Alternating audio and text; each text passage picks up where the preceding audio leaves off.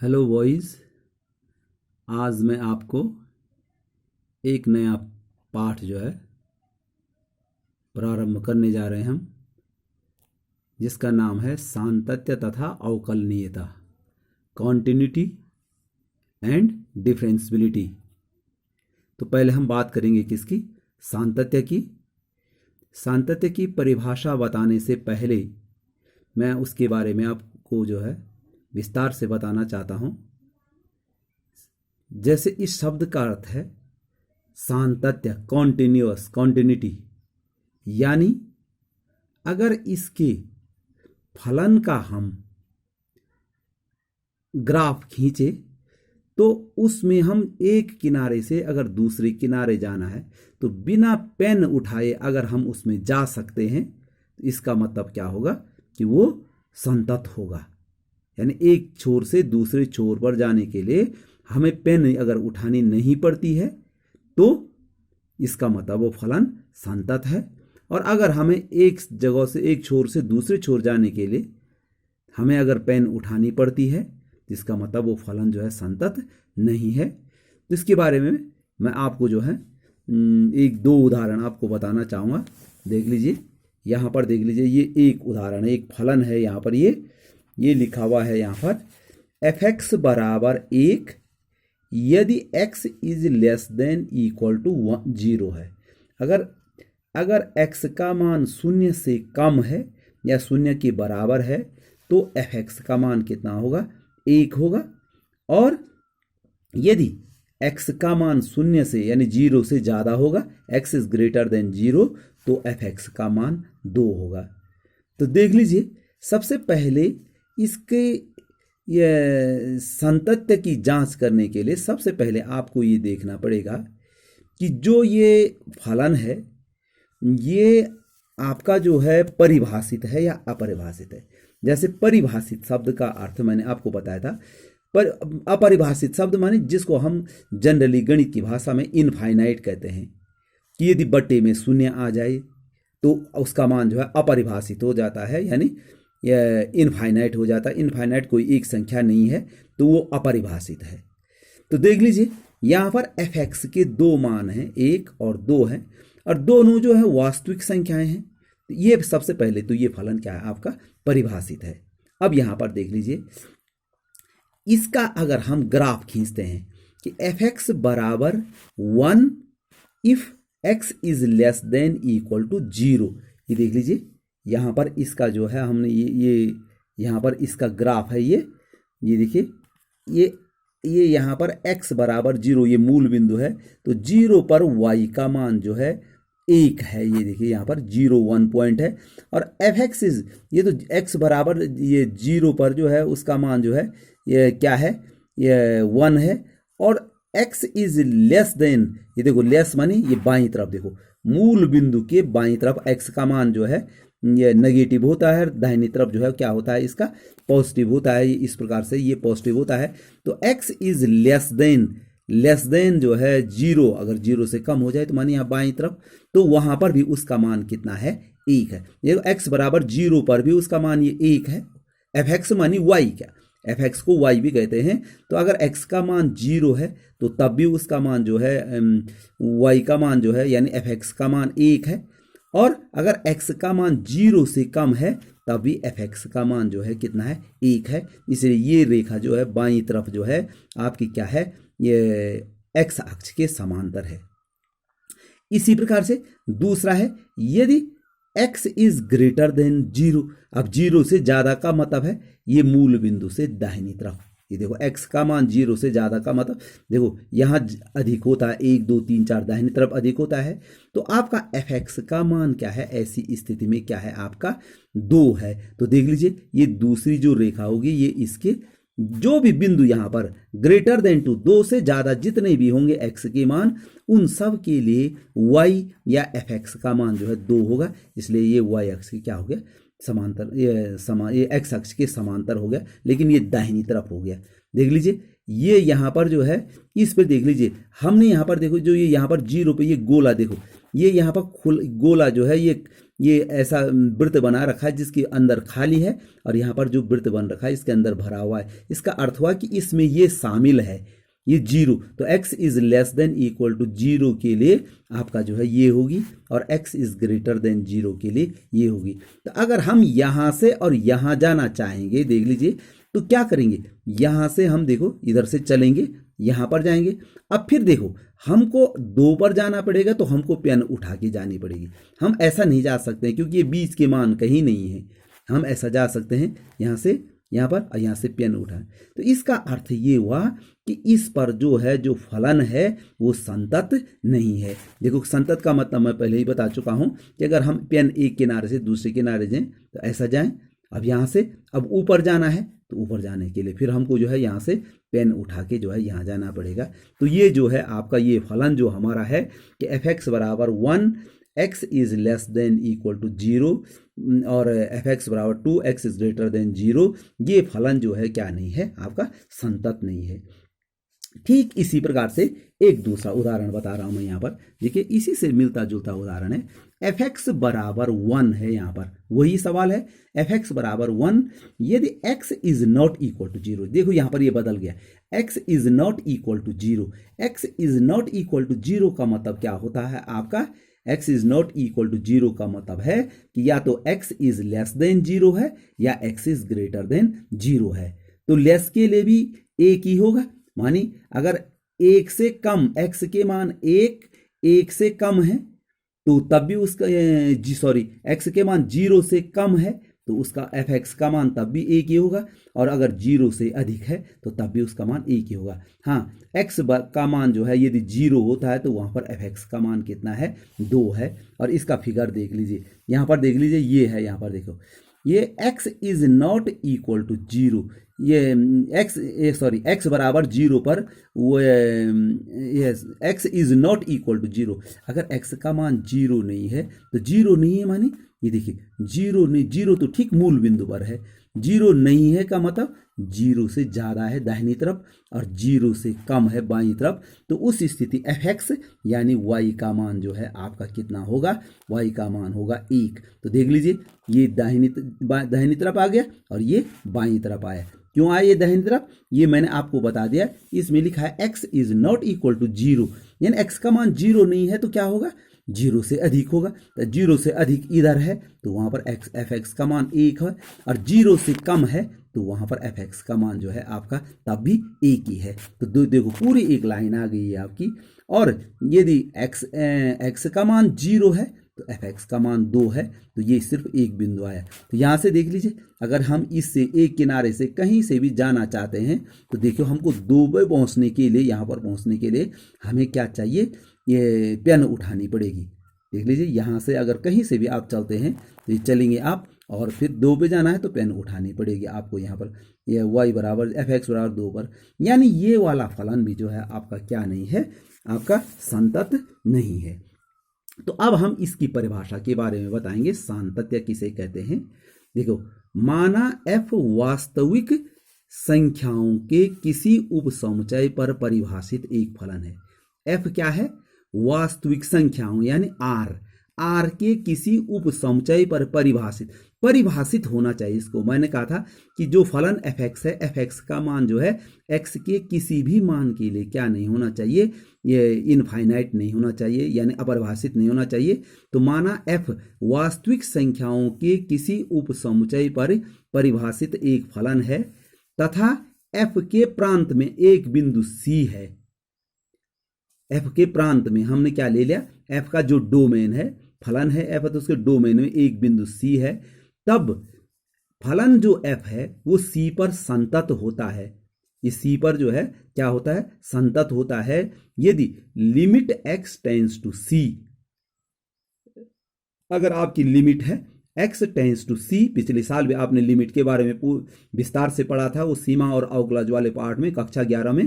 तो limit x tends to c f x बराबर यदि एफ सी हो जाता है तो इसका मतलब वो फलन क्या है, आपका संतत है। फिर से सुन लीजिए कि माना f वास्तविक संख्याओं के किसी उपसमुच्चय पर परिभाषित एक फलन है तथा f के प्रांत में एक बिंदु c है, तब f जो है बिंदु c पर संतत कहलाएगा।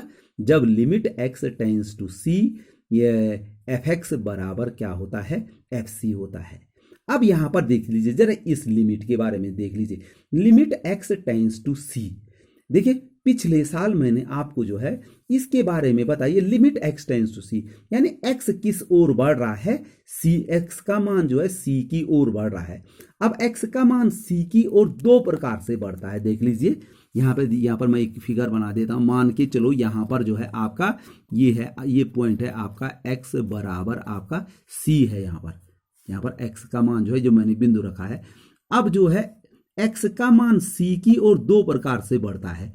हो सकता है पहले x का मान c से कम रहा हो और तब वो c की ओर जा रहा हो, और दूसरी बात क्या हो सकती है कि x का मान c से अधिक था, यानी पहले यहां पर था c से अधिक, c तो ये बिंदु है, तो c से अधिक था, यहां था, तो वो जो है c की तरफ बढ़ रहा है। तो दो प्रकार से जो है इसको लिया जा सकता है। तो देखो ये जो बाईं तरफ से c की ओर बढ़ रहा है इसको कहते हैं लेफ्ट हैंड लिमिट, क्योंकि लेफ्ट हैंड की तरफ है। लेफ्ट हैंड से x का जो मान है वो लेफ्ट हैंड से किसकी ओर बढ़ रहा है, c की ओर बढ़ रहा है, तो इसको कहेंगे लेफ्ट हैंड लिमिट। और दूसरा ये हो गया आपका राइट हैंड लिमिट, जिसको RHL भी कहते हैं, राइट हैंड लिमिट, कि ये जीरो से जो ये इसका मान, जो x का मान यहाँ पर जो भी था, लेकिन अब वो किसकी तरफ आ रहा है, c की तरफ आ रहा है।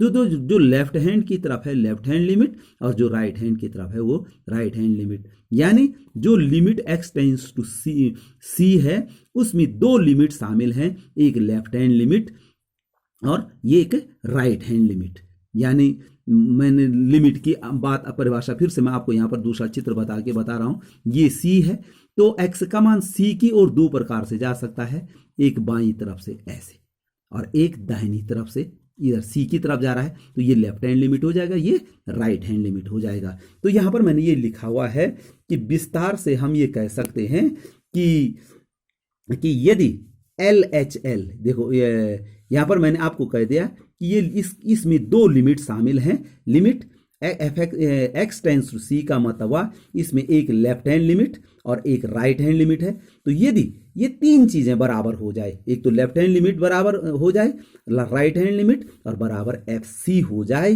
तो तब x बराबर c पर फलन क्या होता है, संतत होता है। तो यदि किसी फलन को आपको संतत बताना है तो उसके लिए आपको उसकी लेफ्ट हैंड लिमिट लेनी पड़ेगी और राइट हैंड लिमिट लेनी पड़ेगी और FC का मान आपको निकालना पड़ेगा। तब जो है तीनों की, अगर तीनों की तीनों समान आते हैं इसका मतलब फलन संतत है, और अगर तीनों समान नहीं आते हैं, इन तीनों में से कोई दो समान है लेकिन तीसरा समान नहीं है, तो वहां पर उस बिंदु पर फलन जो है क्या नहीं होगा, संतत नहीं होगा। यहां पर एक एग्जाम्पल देख लीजिए, यहाँ पर ये लिखा है x बराबर 1 पर फलन fx बराबर 2x प्लस 3 के सातत्य की जांच करनी है। ये फलन है fx बराबर 2x प्लस 3, इसका किस बिंदु पर, x बराबर 1 पर सातत्य की जांच करनी है। तो देख लीजिए, पहले आपको ये लिखना है, भले मैंने यहाँ पर लिखा नहीं है, पहले तो ये है कि जो ये फलन fx बराबर 2x प्लस 3 है, ये एक बीजगणितीय फलन है और बीजगणितीय फलन हमेशा परिभाषित होता है। ये परिभाषित का मतलब अगर आप x का मान कुछ भी रखेंगे, कोई भी रियल नंबर रखेंगे, तो 2x प्लस 3 का मान अपरिभाषित नहीं आ सकता। अपरिभाषित तो तब आता है जब बट्टे में 0 आ जाए, तो यहाँ पर बटा तो है नहीं, इसलिए इसका अपरिभाषित होने का कोई मतलब ही नहीं होता है। तो सबसे पहले जो है, चूंकि fx बराबर 2x प्लस 3 एक क्या है, परिभाषित फलन है। तो देख लीजिए, अब यहाँ पर देखिए, यहाँ पर आपका लिमिट नहीं दे रखी है कि लेफ्ट है या राइट है, ऐसा कुछ नहीं दे रखा है। तो सीधे सीधे जो है हम क्या करेंगे, तब सीधे यही सूत्र लगा देंगे हम, ये ऊपर वाला। यहाँ पर लेफ्ट और राइट अलग अलग निकालने की जरूरत नहीं है। तो यहाँ पर देखिए, लिमिट x टेंस टू 1, देख लीजिए x बराबर 1 पर निकालना है, तो limit x tends to 1 fx निकालेंगे। यहाँ पर देखिए मैंने ऊपर उदाहरण में limit x tends to c, यहाँ पर c का मान 1 है, तो पहले हम इसका ये वाला साइड लेफ्ट हैंड साइड निकाल देंगे, फिर ये राइट हैंड साइड हम जो है इसका निकाल देंगे, ये राइट हैंड साइड निकाल देंगे। तो देख लीजिए, ये हो जाएगा आपका कि यहाँ पर limit x tends to 1 f x बराबर हो जाएगा limit x tends to 1, f x का मान है यहाँ पर 2x+3 है। अब हमें सीधे सीधे इसमें x की जगह पे 1 रखना है, तो 2x माने 2 गुणा 1 धन 3 बराबर हो गया ये 5। तो ये लिमिट का मान हो गया आपका कितना, f x limit x tends to 1, f x का मान हो गया आपका 5। और F1 सीधे इसमें F1 x की जगह पे 1 भी रखना है, F1 बराबर सीधे 2 × 1 + 3, तो 2 × 1 + 3, इसका मान भी 5 आया। देखिए ये मान भले हमने यहाँ पर जैसे रखा है वैसे यहाँ पर भी रखा, लेकिन यहाँ पर लिमिट के हिसाब से रखा, limit x tends to 1 f x बराबर limit x tends to 1 2x+3, और बराबर अब यहाँ पर x की जगह पे 1 रखा हमने, ये आपका 2 × 1 + 3 ये 5 आया। और F1 सीधे यहाँ पर रखना, x की जगह पे 1 रखना है, तो F1 बराबर 2 × 1 + 3 हो जाएगा आपका। तो आपका ये भी जो है आपका कितना होगा, 5 हो गया। तो चूंकि ये दोनों बराबर आ गए, limit x tends to 1 f x बराबर एफ बराबर क्या प्राप्त हो गया आपको यहाँ पर, बराबर ये जो है यहाँ पर FC लिखा मैंने, ये होना चाहता बराबर F1 प्राप्त हो गया आपको। तो ये दोनों के दोनों बराबर हैं, अतः x बराबर 1 पर फलन क्या है, संतत है। इस प्रकार से ये दो चीजें निकालते हैं आप। एक और उदाहरण मैं आपको यहाँ पर बताने जा रहा हूँ, ये देख लीजिए। इस उदाहरण में है x बराबर 0 पर फलन एफ एक्स बराबर मोड x, एफ एक्स बराबर मोड x के सातत्य पर विचार कीजिए। तो सबसे पहले तो हमको ये बताना है कि भाई एफ एक्स बराबर मोड x जो है एक परिभाषित फलन है। सबसे पहले ये कैसा फलन है, परिभाषित, यानी अगर x का मान आप कुछ भी रखेंगे तो एफ एक्स का मान जो है आपका जो है अपरिभाषित, यानी अनंत आने की कोई संभावना इसमें नहीं है, तो ये परिभाषित फलन है।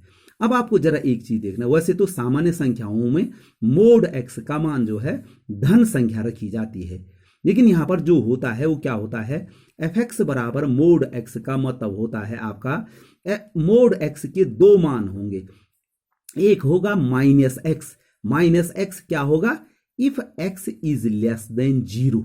ये याद रखना आपने कि यहां पर एफ एक्स बराबर जो मोड x है, मोड x के दो मान होंगे। पहला मान होगा कि एक तो होगा माइनस एक्स क्या होगा, यदि x इज लेस देन 0, और दूसरा होगा प्लस एक्स यानी x यदि x इज ग्रेटर देन और इक्वल टू, दोनों ग्रेटर एंड इक्वल टू 0 होगा। तो देख लीजिए एफ एक्स का जो है बराबर मोड x का अर्थ ये होता है, ये दो मान हो गए, तो minus x if x is less than equal to 0, और प्लस x होता है इफ x इक्वल टू नहीं है इसमें, minus x if x is less than 0, और plus x if x is greater and equal to 0, greater और equal to 0 जो है आपका होता है। तो यहां पर देख लीजिए, अब पिछले सवाल में जो पिछला प्रश्न था उसमें हमने लेफ्ट हैंड लिमिट और राइट हैंड लिमिट अलग अलग नहीं निकाली थी। इसलिए नहीं निकाली थी कि उसमें जो है, इसलिए नहीं ज्ञात की थी कि उसमें जो है अलग से कोई वो नहीं दे रखा था। अब इसमें देख लीजिए एक्स, अभी मैंने जो लेफ्ट और राइट की बात की थी कि 0 की जैसे सी के बाईं तरफ जो कहा था मैंने वो लेफ्ट, और दाहिनी तरफ जो कहा था वो राइट। तो देख लीजिए x is less than 0, less than 0, 0 से कम, 0 से कम माने कम हमेशा बाईं तरफ होता है, कम जो है हमेशा जो है हमारा क्या होता है, बाईं तरफ होता है। तो यानी ये किसका काम करेगा, लेस वाला, ये लेफ्ट हैंड लिमिट का काम करेगा। यानी लेफ्ट हैंड लिमिट में आप एफ एक्स का मान माइनस एक्स रखेंगे। और दूसरा ये आपका ये x है if x is greater then 0। अब ग्रेटर में मैंने अभी पीछे क्या बताया था, जब मैंने चित्र बता रहा था आपको, तो ग्रेटर का मतलब होता है दाहिनी तरफ। तो ये यहां पर जो है ये जो एफ एक्स बराबर x है वो ग्रेटर देन यानी राइट हैंड लिमिट होगा जब हमारी, तो एफ एक्स बराबर जो है आप क्या सूत्र लगाएंगे, x लगाएं। तो लिखते लेफ्ट हैंड के लिए एफ एक्स बराबर माइनस एक्स, और राइट हैंड लिमिट के लिए एफ एक्स बराबर एक्स। एक और चीज इसमें है, ये इक्वल टू 0, यानी हमने उसमें एक एफ सी भी निकाला था। तो यहां पर हम एफ सी का मान यहां पर 0 है, तो अगर एफ 0 रखेंगे तो उसके लिए ये नीचे वाला सूत्र लगाना पड़ेगा हमको। क्यों लगाना पड़ेगा, यहां पर देखो x is equal to 0, x बराबर 0 के लिए एफ एक्स का मान जो है x होगा। तो देख लीजिए इसमें दो चीजें सम्मिलित हैं, एक तो इसमें x इज ग्रेटर देन 0 अर्थात राइट हैंड लिमिट, और एक x बराबर 0 यानी FC या F0 जिसको कहेंगे। तो ये दोनों के लिए वो सूत्र, यही सूत्र लगेगा, और ये लेफ्ट हैंड लिमिट के लिए लगेगा, x इज लेस देन। तो यहाँ पर देख लीजिए लेफ्ट हैंड लिमिट बराबर क्या लिखा मैंने, वैसे ही होता है जैसे सूत्र होता है, limit x tends to 0 fx, limit x tends to 0, यहाँ पर x बराबर 0 के लिए कहा गया है, तो limit x tends to 0 fx बराबर हो गया लिमिट x टेंड्स टू 0। यहाँ पर देखो लेफ्ट हैंड लिमिट में मैंने अभी कहा था x इज लेस देन 0 वाला लेफ्ट हैंड होता, तो यहाँ पर रख दिया मैंने -x। अब यहाँ पर मैं x की जगह पे 0 रखूंगा तो -0 हो गया, -0 जो है 0 होता है। दूसरा मैंने निकाला right hand limit. Right hand limit में क्या सूत्र लगा है, limit x tends to 0 fx, limit x tends to 0 fx है, वही सूत्र यही वाला है, लेकिन राइट हैंड लिमिट में जो है fx की जगह पे ये हो जाएगा आपका x हो जाएगा। अब हम लिमिट लेंगे, इसकी लिमिट लेने का अर्थ होता है x की जगह पे ये मान रखना 0, तो बराबर 0 हो गया आपका। तो दो चीजें निकल गई, लेफ्ट हैंड निकल गया, राइट हैंड निकल गया, और तीसरी चीज निकालनी जिसको हम FC बोल रहे हैं, तो F0, तो F0 का मान जो है ये वाला नीचे वाला सूत्र लगेगा, तो F0 बराबर ये वाला, क्योंकि इक्वल टू ये है x बराबर 0 पे, तो F0 बराबर x, यानी x की जगह पे हम क्या रख रहे हैं 0 रख रहे हैं, तो F0 बराबर 0।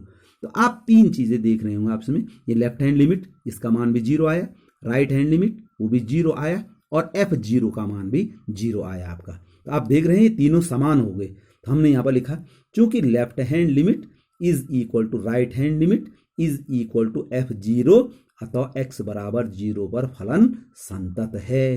तीनों समान आ गए। अब एक और एग्जाम्पल देख लीजिए, यहाँ पर सेम ऊपर वाला जैसा सवाल है।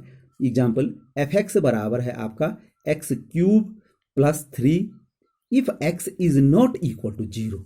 ये देखिए x is not equal to 0, x का मान 0 नहीं है, तो 0 नहीं है तो क्या होगा, या तो x का मान 0 से कम होगा यानी लेफ्ट हैंड लिमिट, और x का मान 0 से अधिक होगा तो राइट हैंड लिमिट। तो देखिए लेफ्ट हैंड लिमिट और राइट हैंड लिमिट दोनों के लिए एक ही फॉर्मूला यूज होगा। यहाँ पर देख लीजिए x is not equal to 0 का मतलब होता है either x is less than 0 और x is greater than 0. x is less than equal to 0 is left hand limit, while x is greater than 0 is right hand limit. तो देखिए इसमें left hand limit और right hand limit के लिए यही सूत्र लगेगा, और ये आपका FC जिसको हम निकालते हैं तो x बराबर 0 के लिए यानी FC पर उसका मान कितना होगा 1 होगा। तो आपने x बराबर 0 पर जो है, तो आप देख रहे हैं कि यहाँ पर देखो ये दोनों, चाहे ये ऊपर वाला हो चाहे नीचे हो, ये दोनों परिभाषित फलन है, तो इसमें अपरिभाषित की तो कोई दिक्कत नहीं है। अब यहाँ पर हम देखो, यहाँ पर हमने लेफ्ट हैंड लिमिट और राइट हैंड लिमिट अलग से नहीं लिखी, क्योंकि दोनों के लिए जब एक ही फॉर्मूला होना है तो एक ही चीज को दो बार नहीं हल करेंगे, सीधे हमने लिख दिया लिमिट x टेंड्स टू 0, जैसे पहले वाले इस प्रश्न में क्या था fx बराबर। याद रखिए लेफ्ट हैंड लिमिट और राइट हैंड लिमिट अलग अलग तब निकालेंगे जब उनके फॉर्मूले अलग अलग दिए होंगे। अगर एक ही फॉर्मूला है, मैंने आपको बता दिया कि यहाँ पर लेफ्ट हैंड लिमिट का और राइट हैंड लिमिट का एक ही फॉर्मूला ये है, तो इसके लिए अलग अलग आपको लगाने की जरूरत नहीं है। तो देखिए limit x tends to 0 fx बराबर हो गया आपका, याद रखिए इसमें लेफ्ट हैंड लिमिट भी आ गई और राइट हैंड लिमिट भी आ गई, is equal to x tends to 0, और ये वाला फॉर्मूला लग जाए x³ + 3। अब देखो यहाँ पर बराबर x की जगह पे अगर हम 0 रख देंगे तो 0 का त्रिघात 0 + 3 मानी कितना हो गया, इसका मान 3 हो गया। तो आपकी जो लिमिट है या जिसको हम लेफ्ट और राइट हैंड लिमिट दोनों का मान जो है 3 हो गया। और दूसरी बात F0, x का मान अगर यहाँ पर 0 है, ये देखिए F0 बराबर हो गया आपका 1, ये यहाँ पर सीधे 1 ही दे रखा है यहाँ पर, तो F0 बराबर 1 हो गया। तो यहाँ पर आप देख रहे होंगे कि जो ये लिमिट है यानी इस जिसको मैंने लेफ्ट और राइट हैंड लिमिट कहा, ये और F0 का मान आपस में बराबर नहीं है, ये 3 है और ये 1 है। तो यहाँ पर लिख दिया मैंने कि चूंकि limit x tends to 0 fx is not equal to आपका क्या, ये is not equal to f, यहाँ पर FC लिखा है मैंने, यानी is not equal to F0, ये दोनों आपस में जो है समान नहीं है। तो इसका अर्थ ये हुआ कि ये जो है ये x बराबर 0 पर ये फलन क्या है, अतः x बराबर 0 पर फलन क्या नहीं है, संतत नहीं है। एक और आपको उदाहरण बता दूं, देख लीजिए ये जरा दूसरे टाइप का सवाल है। उन बिंदुओं को ज्ञात कीजिए जिन पर अचर फलन fx बराबर k संतत है। उन बिंदुओं का मतलब हो गया कि वो रियल नंबर में वो बिंदु कौन होते हैं, वास्तविक संख्याएं होते हैं। वो वास्तविक संख्याएं बतानी है आपको जिन पर ये अचर फलन क्यों कहते हैं इसमें, देखो fx बराबर के कांस्टेंट नंबर है।